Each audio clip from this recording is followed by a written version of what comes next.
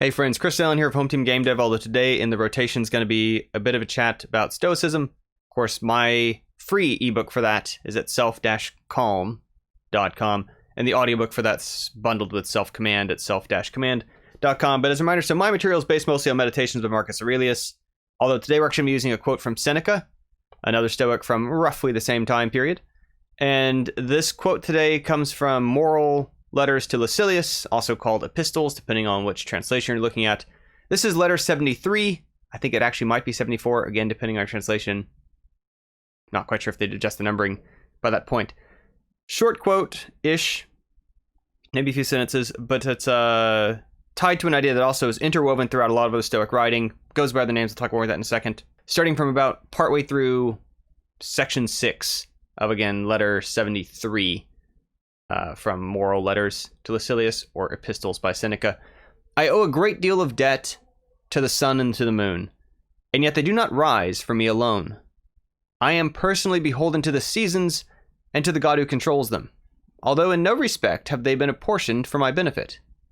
The foolish greed of mortals takes a distinction between possession and ownership, and believes that it has ownership in nothing in which the general public has a share.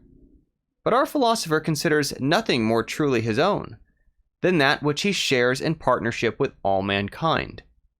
For these things would not be common property, as indeed they are, unless every individual had his quota.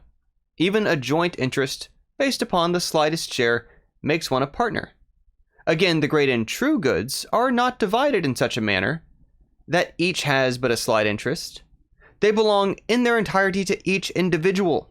At a distribution of grain, men receive only the amount that has been promised to each person, the banquet and the meat dole, or all else that a man can carry away with him are divided into parts. These goods, however, are indivisible, I mean peace and liberty, and they belong in their entirety to all men just as much as they belong to each individual. And the part I actually want to drill on that, it's tied again to this kind of goes back and forth in Marcus Aurelius' writing about collective knowledge, collective understanding, this notion of what's being referred to here from Seneca as property that is owned equally by all people. Not that it's divided up, not that it's fractioned. And to base this in a much more modern context, I like to actually think of this as public property. Public parks, public museums, public streets, public sidewalks. And to recognize that those are spaces which, in a meaningful sense, you own. And not to get too caught up in this notion of possession, but in a way that it's actually quite meaningful to say that the richest people on Earth, Zuckerberg, Bezos, Bill Gates, some oil sultan somewhere or something, whoever's got all the money tied up, including the leads of different countries and so on, you own maybe 99% or more as much land as they do, in the sense of public land, public libraries, public information, public domain materials. How many books do you have, and how many books do they have?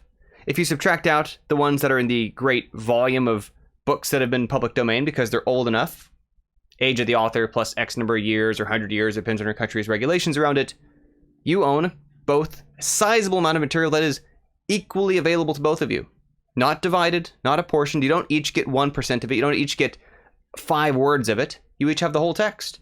Part of what made Self-Calm possible was that this was text that, because it was written 1850 years ago, and because the 3 translations I was working from are all old enough for even the English versions to be in public domain, they're owned by everybody.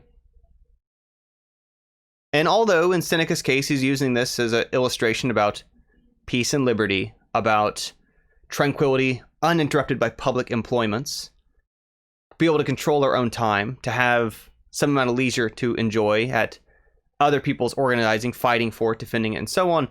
It's something which, in the Marcus Aurelius case, I find useful to keep in mind, because a lot of what they talk about is this sort of collectivist notion of we benefit in many ways from the structures we're born into, from the knowledge that we're able to pick up on from what is available to anybody when we come into life. And then in many ways, looking at what are our goals, what are our progress, what is our measure of, am I doing something of impact I like to look at it as, what are we giving back into that? That in many ways, it's not like the amount of property you personally have cordoned off from the rest of the world when you die says much about you. All that says is what you've taken that you've not shared.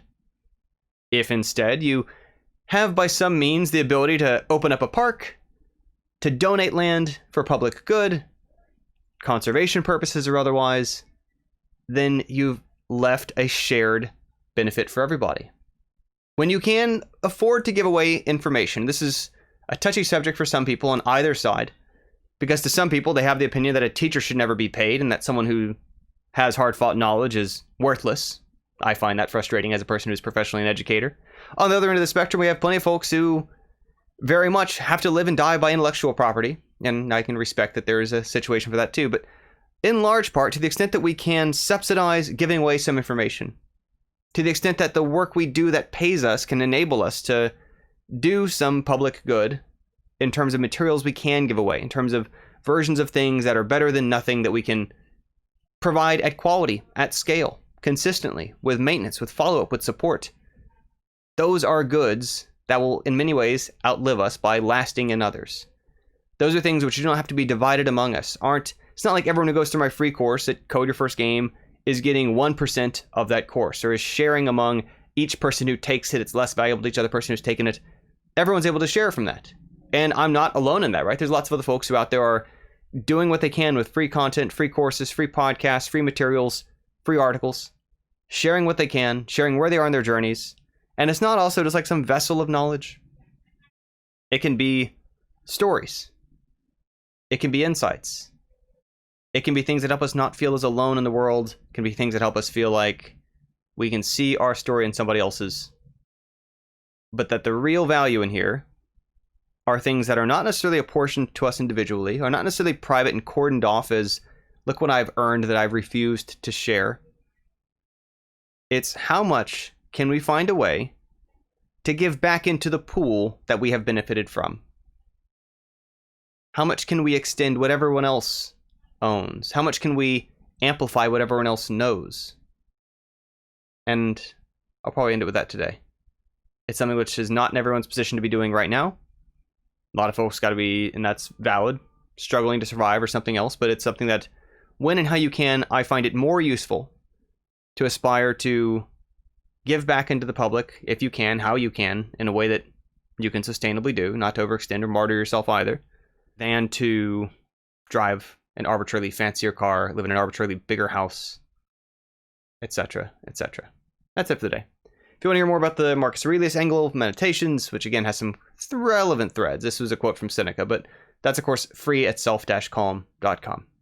Thanks for tuning in. Catch you another day. Bye for now.